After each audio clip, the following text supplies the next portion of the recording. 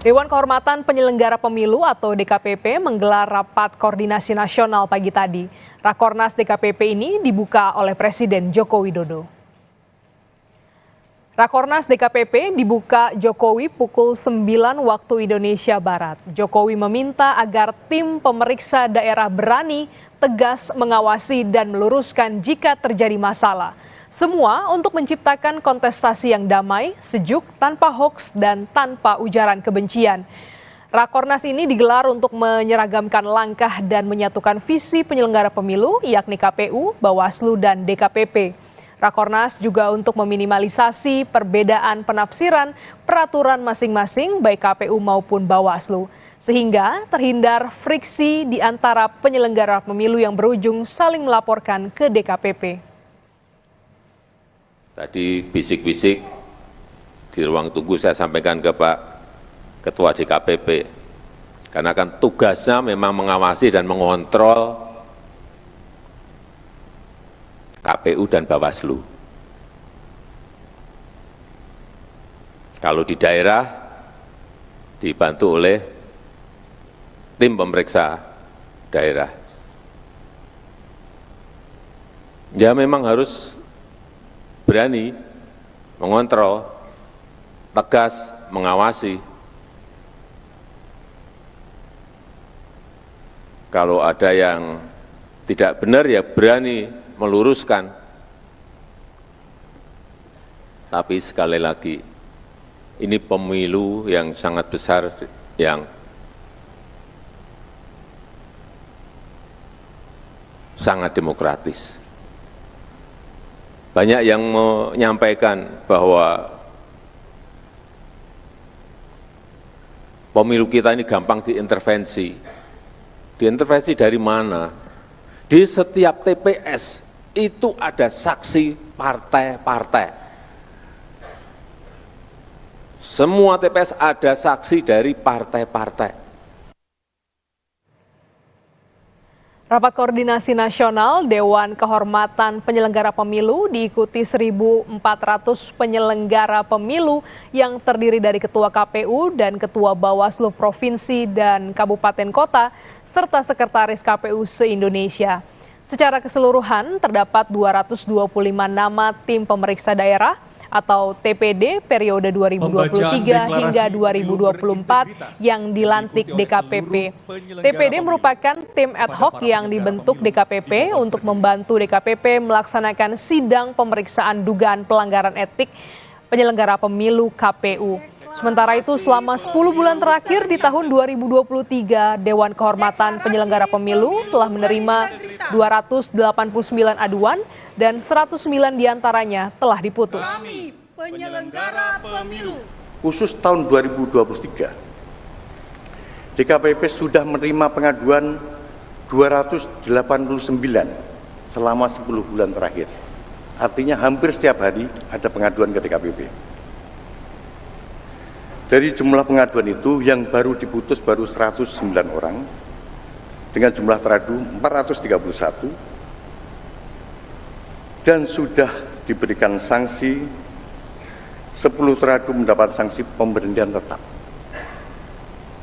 6 teradu mendapat sanksi pemberhentian dari jabatan sebagai penyelenggara pemilu, kemudian 170 mendapat sanksi peringatan. 235 direhabilitasi karena pengaduan tidak terbukti. Jadi kalau ada pengaduan ke DKPP tapi tidak terbukti, kita harus merehabilitasi untuk menjaga kredibilitas penyelenggara pemilu itu sendiri. Kita sapa jurnalis Kompas TV Dipo Nurbahagia dari tempat pelaksanaan Rakornas DKPP di Hotel Sahid Jakarta. Dipo, apa yang menjadi catatan Ketua DKPP dalam Rakornas hari ini?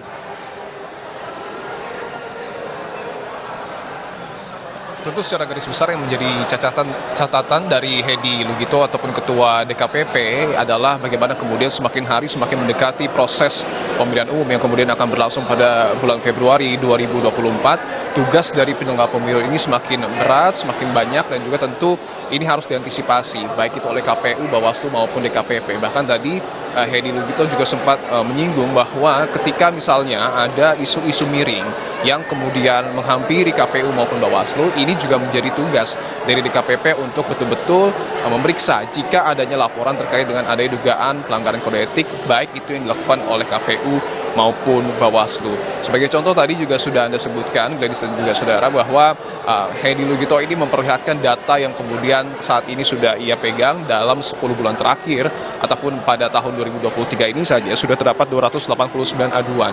Ia menyebutkan bahwa artinya setiap hari ini ada aduan dari masyarakat terkait dengan dugaan ada pelanggaran kode etik dari penyelenggara pemilu.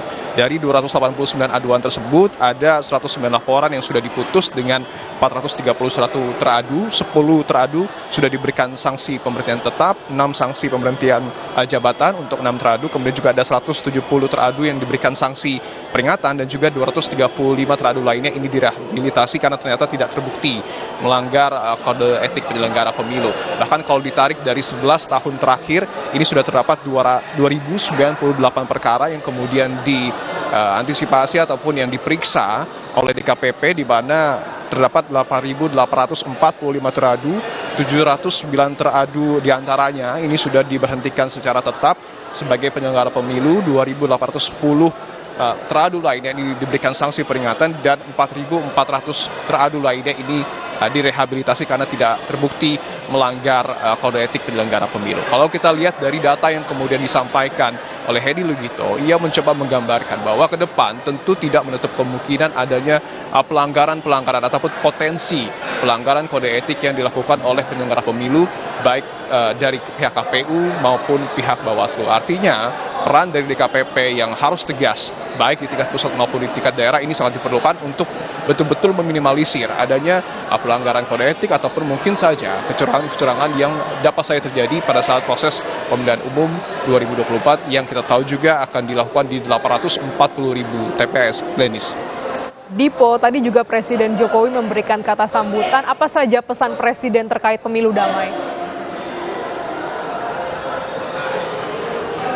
Ya, pesan Presiden terkait pemilu damai tentu adalah bagaimana kemudian Presiden mencoba mengingatkan sejumlah tantangan yang kemudian ini harus diantisipasi baik oleh KPU, Bawaslu, dan juga DKPP, karena seperti yang tadi sudah saya sebutkan ada 840.000 TPS yang kemudian akan menyelenggarakan pemilu di 38 provinsi. Beberapa tantangan yang tadi disebut Presiden harus diantisipasi adalah misalnya terkait dengan tata kelola pemilu agar pemilu ini berjalan dengan akuntabel dan juga berintegritas, kemudian juga terkait dengan mekanisme distribusi alat-alat kelengkapan pemilu yang juga tentu menjadi tantangan karena kita tahu Indonesia terdiri dari begitu banyak pulau, artinya distribusi alat kelengkapan pemilu ini juga betul-betul harus dipastikan berjalan dengan lancar, dan tidak hanya itu juga terkait dengan mekanisme pengamanan yang menurut Presiden bukan hal mudah, dan tentu ini juga menjadi tugas dan juga pekerjaan rumah bagi TNI dan juga Polri untuk memastikan bahwa pemilu nanti berjalan dengan damai. Artinya secara garis besar Presiden mencoba menekankan kembali kepada para penyelenggara pemilu untuk mewujudkan pemilu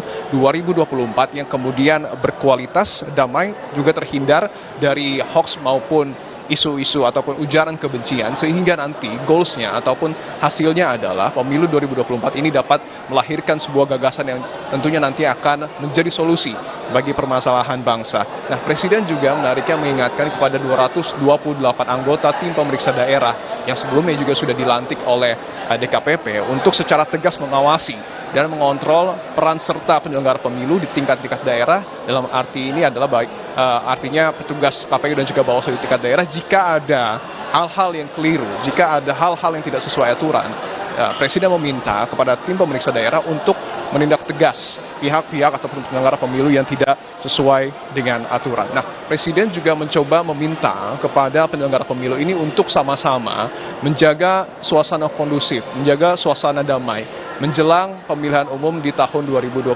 mendatang. Bahkan tadi juga Presiden sempat menggambarkan kembali bagaimana suasana damai ini coba ia angkat dengan mengundang 3 bakal calon presiden yang akan berkontestasi pada Pilpres 2024 mendatang makan siang bersama beberapa waktu yang lalu. Presiden meminta kepada semua pihak, baik itu masyarakat, peserta pemilu, ataupun penyelenggara pemilu, untuk sama-sama menjaga suasana kondusif karena pemilu ini, menurut Presiden tentunya adalah untuk semua orang, merupakan pesta demokrasi yang tentu harus dilakukan dengan sukacita dan juga perasaan senang begitu. Artinya ini juga semangat yang kemudian terus digaungkan, baik oleh Presiden maupun penyelenggara pemilu sesuai dengan tema yang kemudian diangkat dalam Rakornas pada hari ini, Glenis. Ya, Dipo, lantas apa juga upaya yang akan dilakukan untuk meminimalisasi friksi antar penyelenggara pemilu?